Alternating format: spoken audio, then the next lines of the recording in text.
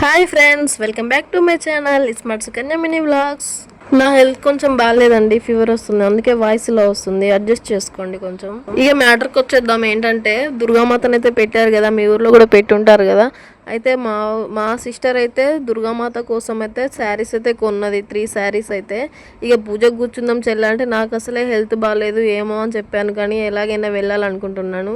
Flowers అయితే తీసుకొచ్చి ఇక దేవుడి కోసం అయితే పూలమాల అయితే అల్లింది.